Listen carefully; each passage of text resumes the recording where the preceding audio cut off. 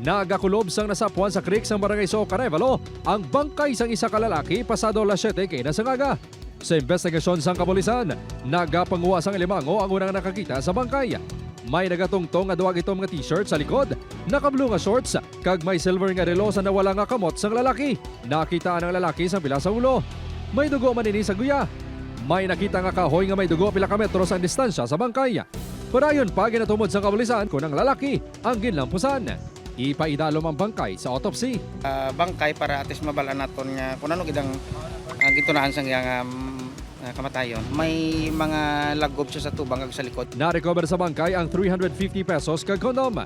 Wala pa gid ini makilalan.